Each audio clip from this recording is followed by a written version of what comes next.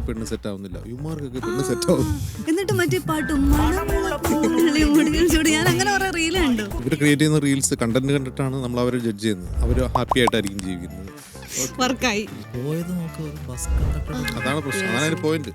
കലിപ്പന്മാർ ആഗ്രഹിക്കുന്ന കാന്താരികൾ കലിപ്പന്റെ പ്രശ്നമല്ല അത്. ഇത്രയും നന്മ വേണ്ട, ഞാൻ പോവാണ്. നാർസിസ്റ്റിക് അബ്യൂസ്, നാർസിസ്റ്റിക് ആയിട്ടുള്ള ഒരു പേഴ്സൺ, ഇതൊരു ആവറേജ് മെൻ ബിഹേവിയർ അല്ലേ? ഒരാൾ നാർസിസ്റ്റ് ആവുക എന്നുള്ളത് അയാളുടെ ഒരു സ്വഭാവമാണ്. എനിക്ക് അങ്ങനത്തെ ട്രേറ്റ് ഉണ്ടെന്ന് ഞാൻ വിചാരിക്കുന്നു. അതൊരു ഫണ്ണായിരുന്നു, നിങ്ങൾക്ക് കത്തിയില്ല. പ്രണയം നമ്മളെ അന്ധൻ മാത്രമല്ല പൊട്ടനും കൂടി ആക്കുമെന്ന് പറയുന്ന പോലെ ഇത് മനസ്സിലാവാത്ത ബുദ്ധിമതികളായ സ്ത്രീകൾ എത്ര പേരുണ്ടെന്ന് അറിയാം. അല്ല അങ്ങനെയാണല്ലോ. നിങ്ങൾ ഫെമിനിസ്റ്റുകൾ ഉണ്ടാക്കുകയാണ്. അതല്ല പുരുഷന്മാരങ്ങനെ വിചാരിക്കുന്നുണ്ട്, നമ്മൾ കുറച്ച് ഡോമിനേറ്റ് ചെയ്യണം. അവന് ചുമ്മാ സൂക്കേട് ഫ്ലഡ് ഷെയിം ചെയ്യാണ്. ഇതാണ് പൊതുവെ സൊസൈറ്റി പറയാം.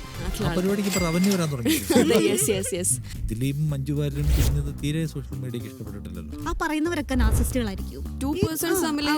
ക്ലോഷർ ഉണ്ടാവുക എന്നുള്ളതേ ഉള്ളൂ. ക്ലോഷറിനെ പറ്റി സംസാരിക്കാൻ പോലും പറ്റും. സുഖസുന്ദരമായ ജീവിതത്തിൽ നിന്ന് അകാരണമായി ഇറങ്ങി പോവുകയും അപമാനിക്കുകയും ചെയ്തെന്നൊക്കെ ജഡ്ജ് ചെയ്യുന്നത്, അതിൽ നിന്ന് അയാൾക്ക് പുറത്തു പോകാൻ കഴിയാതിരിക്കുമ്പോഴാണ് ടോക്സിക് ആവുന്നത്. ആ സമയങ്ങളിൽ ഒളിച്ചോട്ടല്ലാതെ വേറെ വഴിയൊന്നുമില്ല. മാന്യമായിട്ട് ഇറങ്ങിപ്പോ. മാന്യമായിട്ട് ചോദിച്ചാൽ വീട്ടിൽ ഒളിച്ചോട്ട് പോകും, അത്രയല്ലേ.